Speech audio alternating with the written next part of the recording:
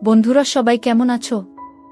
বন্ধুরা আজকে তোমাদের আপন মায়ের সাথে রাতে কাজ করার অসাধারণ একটি সত্য ঘটনা বলবো। গল্পটি শেষ পর্যন্ত শুনলে তোমরা বাধ্য হবে হাতের কাজ করতে। না হলে সবাই আমাকে কাজ করে দিয়ে যাবে, আমি বাধা দেব না। আমি হাসান। কলকাতা থেকে দূরে এক অজপাড়াগাঁয়ে আমি আমার বাবা আমার সাথে থাকি। আমার বাবা একজন ব্যবসায়ী ও গ্রামের চেয়ারম্যান। বয়স ৫৫। আমার বয়স ৩৩। ১৫ বছর বয়সে আমার বাবার বিয়ে হয়েছিল। আমার এখন বয়স ১৮। আমার মায়ের নাম তানিয়া বেগম, আর ৫ গ্রামের মেয়েদের মতো কিন্তু খুবই লাজুক ও বোকা।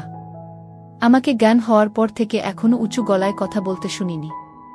আর বাবাকে তো বাঘের মতো ভয় পায়। আমি খুবই ভালোবাসি বাবাকে। আমরা তার চেয়ে বহুগুণ ভালোবাসে আমায়। আজ পর্যন্ত কখনো কড়া গলায় আমায় কিছু বলেনি। মা একটা সময় ভাবতাম অন্যরা আমার কাছে বোকা বাস আসন পায়, কিন্তু আমি পাই না কেন, কিন্তু এখন ভালো লাগে। যাই হোক, আমার আম্মা পৃথিবীর সবচেয়ে সুন্দরী বললেও কম হবে, কারণ আমার বয়সী একজন নারী আমার সমান সন্তানের এত কম বয়সে জন্ম দিলে শরীর ভাঙার কথা। কিন্তু মা সামান্য তা হয়নি। বাড়ির সব কাজ আমরা একা হাতে সামলাই। তবে ধানের বোতলে একজন কাকি এসে সাহায্য করে আমাকে। যাই হোক, আমার আম্মা বাড়িতে সালোয়ার কামিজ আর সুতির শাড়ি পরেন। আমার বাড়িতে এবং বাহিরের সব সময় নিজের পোশাক নিয়ে সংবেদনশীল। কখনো বাড়ির বাইরে যায় না।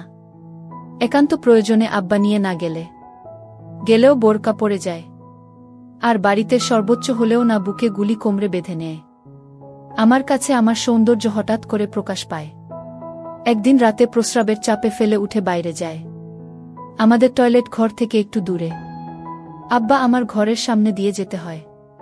তো আমি তাদের ঘরের সামনে আসতে একটা শব্দ পেলাম। শব্দটা বুঝতে পারছিলাম না, তবে আমাদের ঘর থেকে আসছে।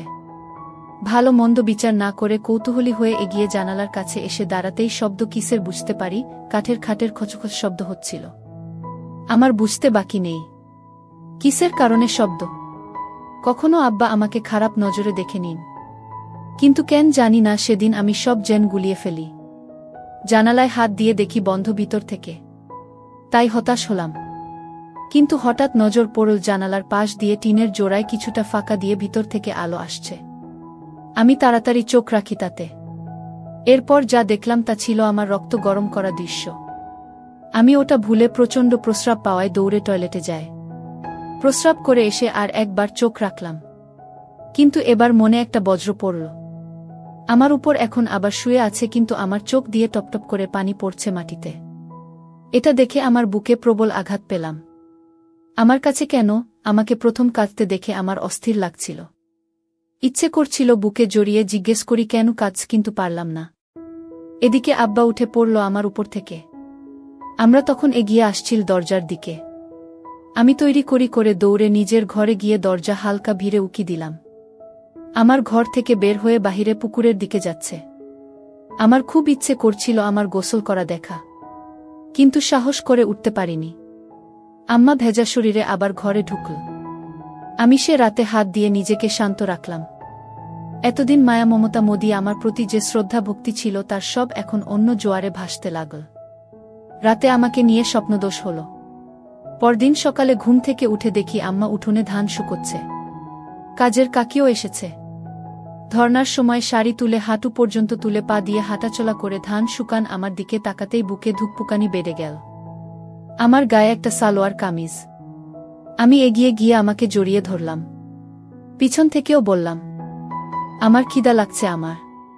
আমরা ভূত দেখার মতো ছিটকে আমার থেকে দূরে সরে যায় চিৎকার দিয়ে। পরে আমায় দেখে বুকে হাত দিয়ে স্বস্তির নিঃশ্বাস নিল। আমি ধ্বজভঙ্গ হয়ে দাঁড়িয়ে আছি। কি বলব কিছুই বুঝতে পারছি না। আসলে কখনো আমাকে এভাবে জড়িয়ে ধরে নিবর হবার পর। তাই ভয় পেয়ে গেছে। ওদিকে কাকে হা করে তাকিয়ে আছে বিষয়টা বোঝার জন্য। আমরা তখন আমার জীবনের অন্যতম অবাক করা কাণ্ড ঘটাল। জোর গলায় রাগের সুরে বলল, এমনই ধরো কিসের জন্য, এত বড় হয়েও তোমার জ্ঞান বুদ্ধি হয় নাই। আমার চোখে মুখে রাগ আর পানির ঝলকানি।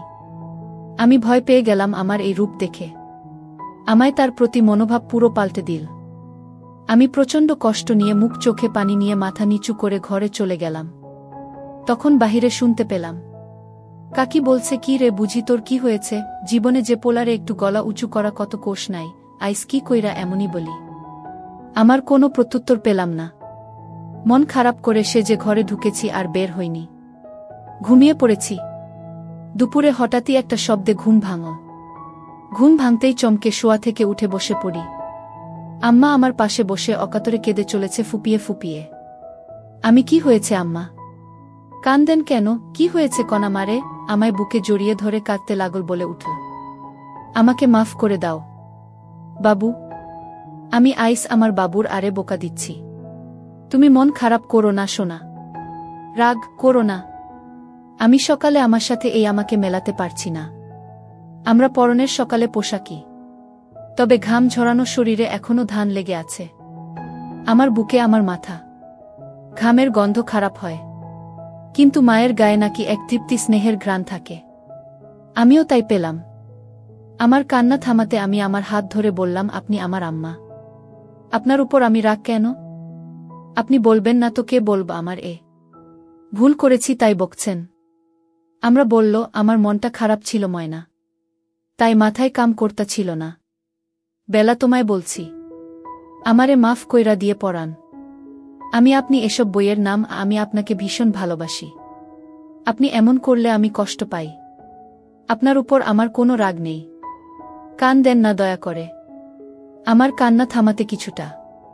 তখন বললাম, আমার খিদা লাগছে। আমার আম্মা হতো না? এই তো আসো আমার লাগে। আমার পোলারা সকাল থেকে কিছু খায় না, কি মুখ পুরি আমি। আমি আমার মুখ চেপে থামিয়ে বললাম, এসব করবেন না আম্মা, আমার কষ্ট হয়। বলে আমি কি এক সাহসিকতায় জানি না। আমার ছোট্ট একটা হামি দিয়ে বসলাম। সেকেন্ডের জন্য আমিও স্তব্ধ হয়ে গেলাম, কিন্তু আমার খানিক কোনো বিরূপ প্রতিক্রিয়া ছিল না। উল্টো আমায় অবাক করে আমার গালেও দিয়ে আমার সোনা বলে বুকে জড়িয়ে ধরল। আমি আকাশপাতাল এক হওয়ার মতো অবস্থা হয়ে গেলাম। আসলে কখনো এমন কিছু ঘটেনি এর আগে।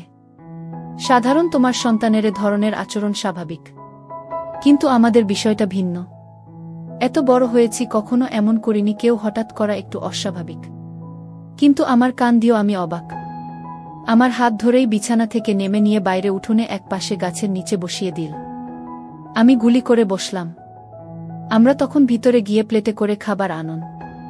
আমায় খাইয়ে দিল নিজ হাতে, মাঝে হঠাৎ আবার কে দিল। আমার দিকে চেয়ে আমার গালে হাত রেখে, আমি আবার কাঁদছেন। আপনি সব ভুলে যান। আমি না আপনার পোলা, আমারে ভালোবাসেন বলেই তো বকছেন। না হলে বকতেন না তো। আমি আমার চোখ মুছে দিলাম। তারপরও থামে না। আমি আর খাব না, আপনি কাঁদলে আমি উঠে চলে যাচ্ছি। তখনই আমার হাত ধরে বসিয়ে দিল, বল, আচ্ছা আর কান্না, বসো বসো। আমি মার চোখ ভালো করে মুছে দিয়ে আবার আমি দিলাম। প্রথমবার দিয়ে সাহস বেড়ে গেছে। মা এবারও কিছু বলল না। মুচকি হেসে আমার প্রতি স্নেহ প্রকাশ করল। আমি বুঝলাম না, অপরাধবোধে আবেগী হয়ে গেছে বলে এই আচরণ।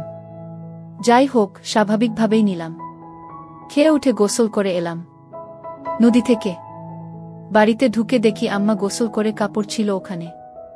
গায়ে একটা নীল শাড়ি, ভেজা চুলে গামছা বেঁধে খোপা করে কাপন আছে। তখনই আর এক কাহিনী ঘটল। আমার চোখ আটকে গেল মায়ের পেতে। জীবনে মার দিকে এভাবে তাকায়নি বলেই হয়তো এত সুন্দর আমার নজর এড়িয়ে গেছে এতদিন। আমি তাকিয়ে আছি এক ধানে পেটের দিকে। মা তখন আমায় দেখে ফেলে ও তাড়াহুড়া করে পেট ঢেকে ফেলে। আমার খুব লজ্জা পেয়ে বিষয়টাতে বিব্রত হলাম। মায়ের কাছে ধরা পড়ে, কিন্তু মা কিছু বলল না। কয়েকদিন চলে গেল। হঠাৎ আরেক দিন রাতে উঠেই টয়লেটে যায়। তখন আবার আমার কণ্ঠ ঘাটের কোচ শব্দ পেয়ে থমকে যায়। কেন জানি না, ভুলে গেছিলাম এই বিষয়টা। এই দুর্দিনের কথা ভেবে নিজেকে একবার গালি দিলেন কেন দেখলাম না। রীতিমতো জানালার পাশের ফাঁকা চোখ রাখতেই আবার সেই দৃশ্য। আমার চোখে মুখে ঠিক আগের মতোই নীরস জানি, একদম নিস্তেজ লাশের মতো পড়ে আছে। আর আব্বা আপনার মনে কাজ করে চলেছে। আমি আর সামলাতে পারলাম না। ওখানে হাত দিয়ে শান্তি করে নিলাম। কাজ শেষে আব্বা আগের মতোই উঠে দাঁড়িয়ে যায়। আমাকে দেখে আজ এক প্রকার রাগ হল। কেন এই বুড়ো যে আমার মতো এক রূপবতীকে পায় তা আমার বুদ্ধিতে আসে না। এই বুড়োর সাথে এমন মেয়ে বয়সী নারীকে মানায় না।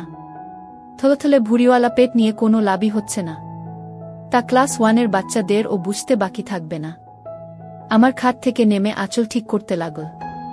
আমি বুঝলাম বের হবে, তাই দ্রুত ঘরে গিয়ে দরজায় উকি দিলাম। আমরা দরজা খুলে বের হল। দরজা খুলে হঠাৎ কেন জানি না থেমে গেল কিছু সময়। এরপর হঠাৎ মুচকি হেসে মুখটা লাজুকতা করে হাতে থেকে লজ্জা প্রকার দিল। আমি বুঝলাম না কেন এই কাণ্ড।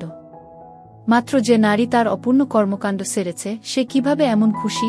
যাই হোক, 7-5 ভাবতে ভাবতে আমার আসার অপেক্ষা করছি। দেখি আম্মা বাথরুম থেকে ঘরের দিকে আসছে।